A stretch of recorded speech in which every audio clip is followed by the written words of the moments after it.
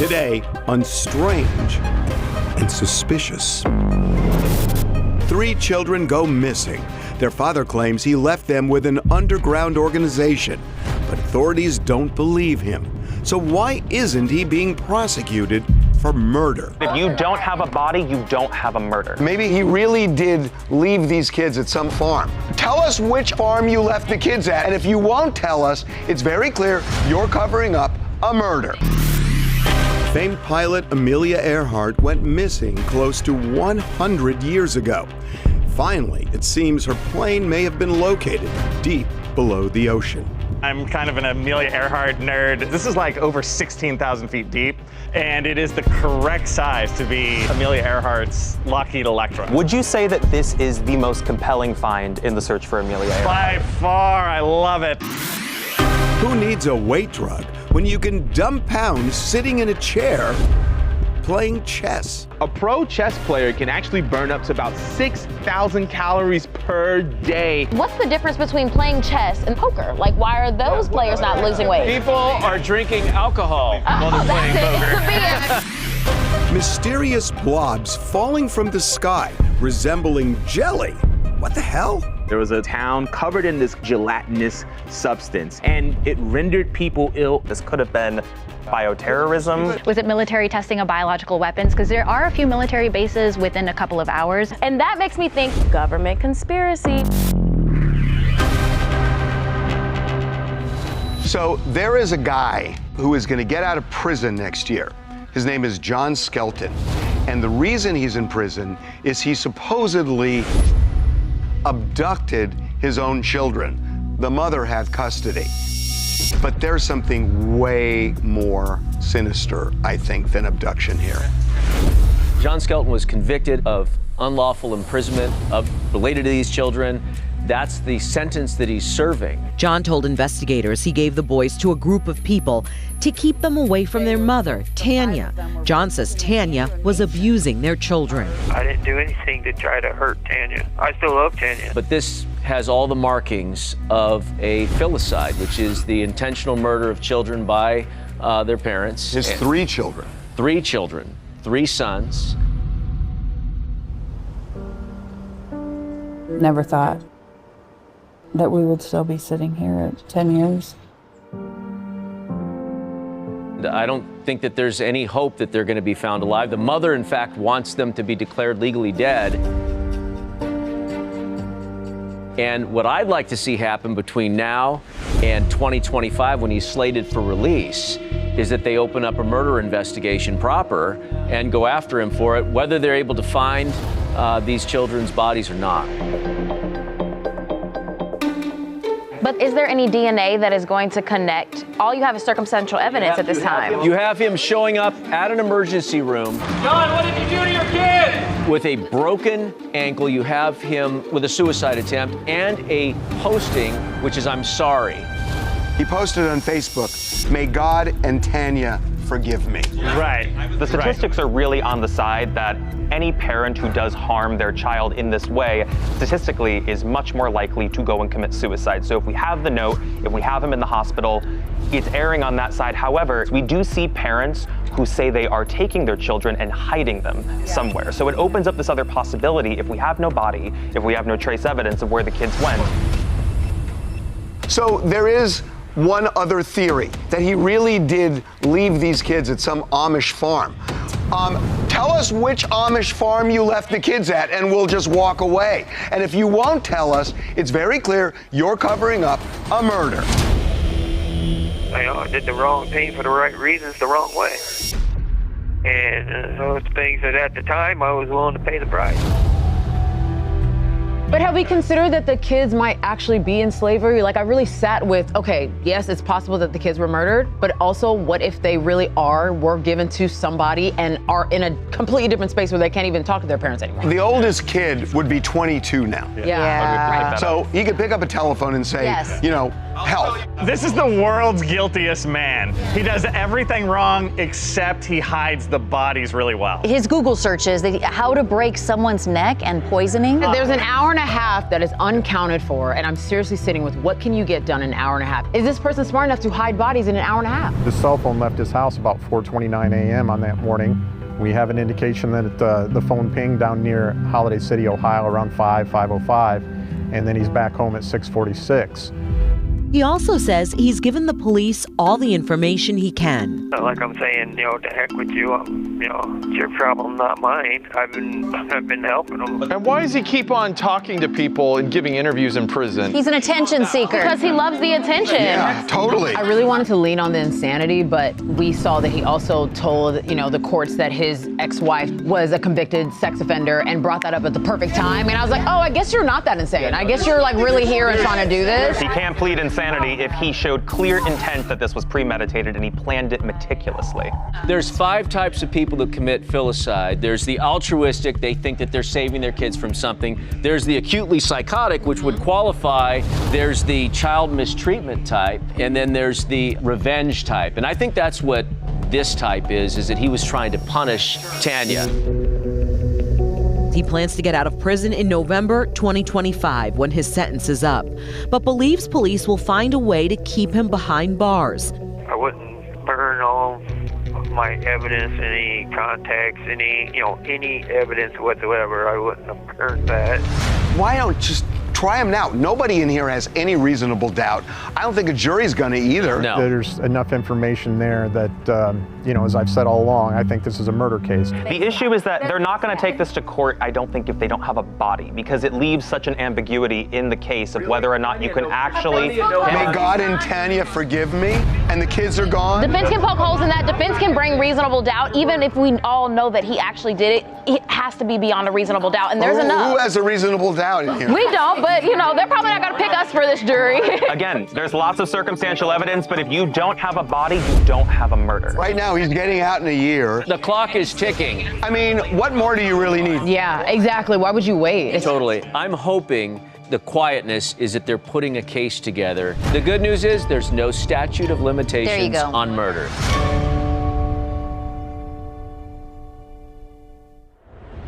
Coming up. During my entire life, I have heard about the mystery of Amelia Earhart and where is her plane. There's a break in this case almost 100 years later. You look at the image and you just kind of go, oh, that just looks like some scratches and some darkness. That's actually the correct size to be Amelia Earhart's Lockheed Electra.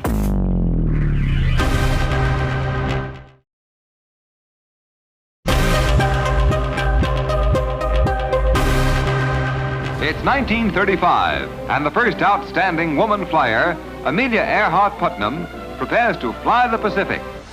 During my entire life, I have heard about the mystery of Amelia Earhart and where is her plane and what happened to her. There's a break in this case almost 100 years later. Maybe. I'm actually really excited about this one. I'm kind of an Amelia Earhart nerd, and based on all the studies that have been done for decades, there's always a problem with them, or they're always kind of shaky. This one, I know when you look at the image and you just kind of go, oh, that just looks like some scratches and some darkness.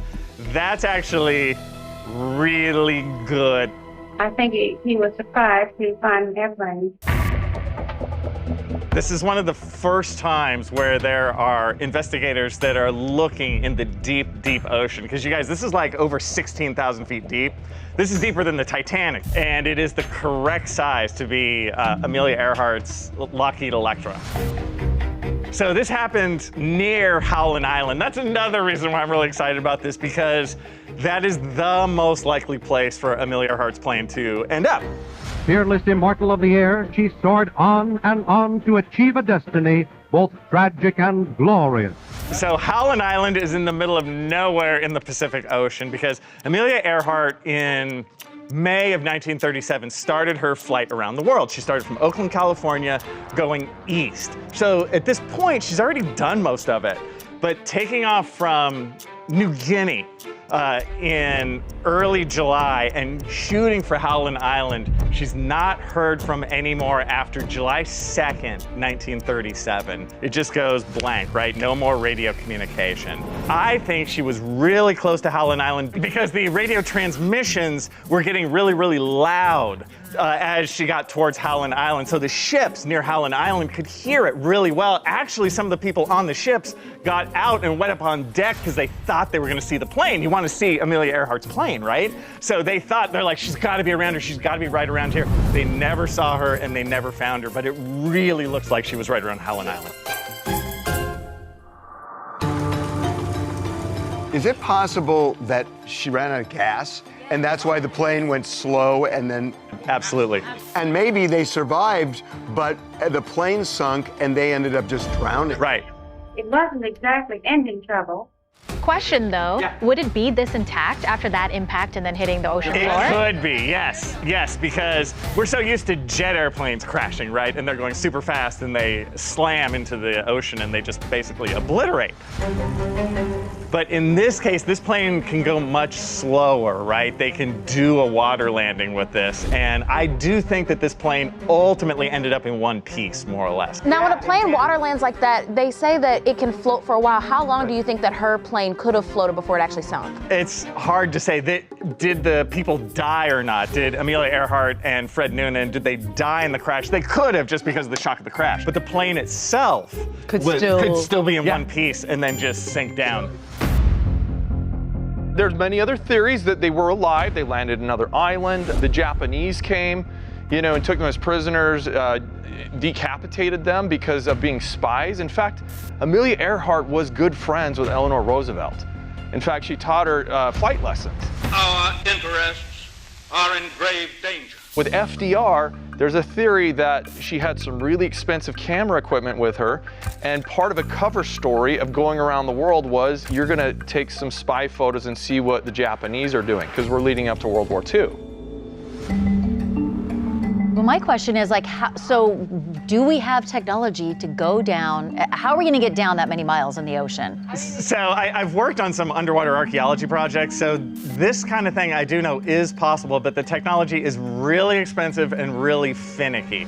So the Titanic, which also just kind of sunk, it's just a shell now. It got eaten up by plankton or whatever, God knows what's in the ocean. Why does this seem more intact than the Titanic? Well, the Titanic split in half, right, when it sank. It split in half because of the sheer pressure. I mean, okay, so it splits in half. Why would each half become a shell with barnacles on it? Well, it could have barnacles. We don't know until we get down there. What would be the likelihood that this could be really anything else? I mean, the consistency of how close of a match this is to this type of plane and its specific anatomy, I guess. You look at the vertical stabilizers. The Electra 10E was well known. It's unique because it has two vertical stabilizers. And if you look at the side scan next to it, the argument is you can see those vertical stabilizers there. A lot of planes went down. It could be a World War II plane. It could be some sort of a shipwreck. Would this ever be like an actual excavation job to bring pieces of it back up, or purely to go down to look at it? It's purely go down to look at it first. That's their next plan that I think they're looking at the end of 2024, early 2025. Wait, who's they? Deep Sea Vision, so the company Deep Sea Vision, and the CEO, Tony Romeo, I watched his interview and I thought he had a lot of really good ideas. So we can take really good pictures and come up with an engineering design on how to slowly, raise the plane at some point. So that's the ultimate goal. Progressing really, really just thoughtfully and methodically, and that's how you find stuff like this. You methodically take a boat and go back and forth along the ocean just for days and days and days. They also at some point want to send an autonomous underwater vehicle to be sure. I don't know how far off we are from that technology, but that would be their goal. Would you say that this is the most compelling find in the search for Amelia Earhart? By far, I love it. Coming up. If you want to lose weight, play chess. I like it. A pro chess player can burn up to about 6,000 calories in a tournament. It's still sedentary, so it seems strange that you would burn that many calories from a seated game.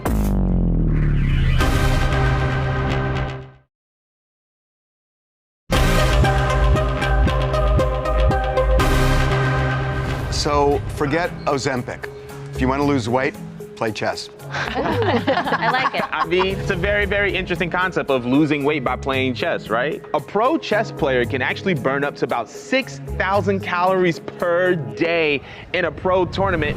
Oh my God, he doesn't see it. He played Queen B4. Look at this, man. And Rook D4. That's 3 times what's burned by a human being. We burn 2,000 calories a day on average. That's because of stress, because they're like, oh, what's the next move? Prag needs to move 4, 3, 2, oh my God, with 1 second left on the clock. I think that it's very possible that they're like accidentally putting themselves in a calorie deficit. I think a lot of times when you're stressed, you're eating less, so it's more, it's more calories out than in. I also think that you could be like shaking your leg while you're playing and like shaking your leg. No, but I hear your point. It's still sedentary, so it seems strange, right? That you would burn that many calories from a seated game. They're focused, they're not eating, they're just completely in it.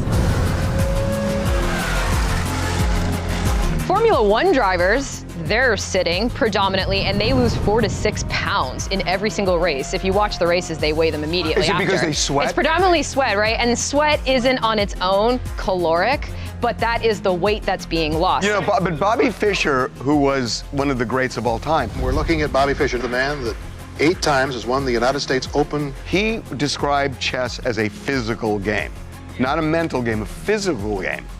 And that's kind of like what nerds come up with to feel better that they're exercising. There was a tournament in 1984, and it took 5 months for this tournament. And they had to call it off because one of the players had lost 22 pounds, and they were worried about him. That's and they called it off. So it's like a real thing. But my thing is, what's the difference between playing chess and the concentration needed for chess and the concentration needed for poker? Like, why People are those, are drinking alcohol while they're playing poker. It's the beer. It's the beer. That's true. But isn't it also like people have different metabolic rates? So like I might be burning more calories right now than Jordan just standing here, or vice versa. I feel like a very big distinction that has to be made is that there's a difference between burning calories and losing weight, because you can burn calories and not lose weight. Weight loss happens when the amount of calories that you burn exceeds the amount of calories that you're letting out. Some of the players are actually physically conditioning as a component of preparing themselves for the game. Have you ever heard of Magnus Carlsen? Yes. He's a grandmaster. Yeah. He buys into this thing. Do you think of yourself as an athlete?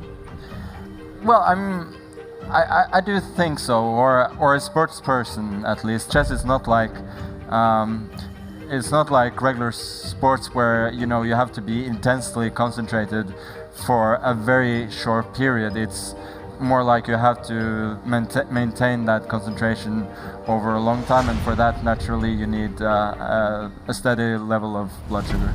I totally disagree with that. The best that I was ever told was a real sport is anything with a ball or a finish line. Everything else is a hobby. But he's not saying stress, he's saying concentration. I think he's right. I think there's focused energy. It's not every chess player, but I think it kind of goes back into stress, right? I think that based on somebody's stress level, that can determine how many calories that they are actually burning. And if you watch the chess tournaments, they walk around a lot while someone else is making their move. It's margin. Hey, it's something. They're walking. Is the concentration required for chess different than the concentration required for poker? I mean, honestly, I would think poker, you have to concentrate more and you would stress out more because chess is a much slower game. You could lose money. What do you lose in a chess tournament? Oh, I gotta go home. I would argue poker's more stressful. And chess is super strategic. Not right? the Kardashians all of a sudden becoming chess players. Like I could just see it now. Coming up. On August 7th, 1994, there was a town called Oakville, Washington, and it was covered in this clear gelatinous substance. Reports of the substance, they said that it was coming down in the size of like a grain of rice. But more importantly than that is the effect that it had on the people. It rendered people ill on the first day.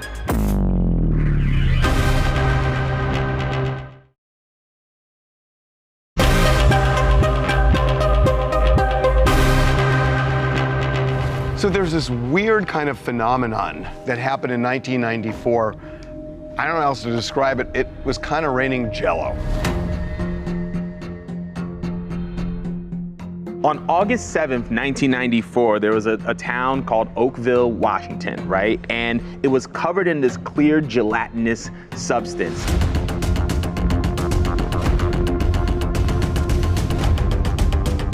Reports of the substance, they said that it was coming down in the size of like a grain of rice. But more importantly than that is the effect that it had on the people. It rendered people ill on the first day. Everybody in the whole town came down with like a flu, only it was a really hard flu. It didn't last like 7 days, it lasted like 7 weeks to 2 or 3 months. And this was over 20 square miles. Literally. People linked it to a jellyfish-like substance. And it's just like, how would a jellyfish-like substance thing come from the sky and cover this entire town? It's kind of crazy. But there is a theory that this links back to 14th century folklore called star jelly, where a substance rains down on the earth during a meteor shower. So there's that theory that's connected to this. But to be honest, I think it's a little bit more practical than that. I don't think it's that at all. It's inconclusive. No one actually knows what's causing these blobs, and there's various, I won't call them theories because they're not, hypotheticals as to what caused them. Some being, was it military testing of biological weapons? Because there are a few military bases within a couple of hours. The jellyfish stuff. So one idea is that bombings over the ocean somehow sucked up jellyfish and then they was released over the town. It's not the jellyfish, because if it was a jellyfish, there'd be different sizes.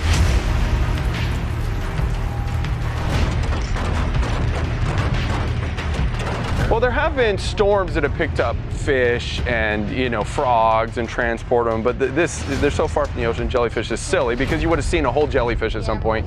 This could have been maybe a test of a biohazard or bioterrorism gone wrong. Government conspiracy. Maybe not our own government, but foreign choosing a town, right?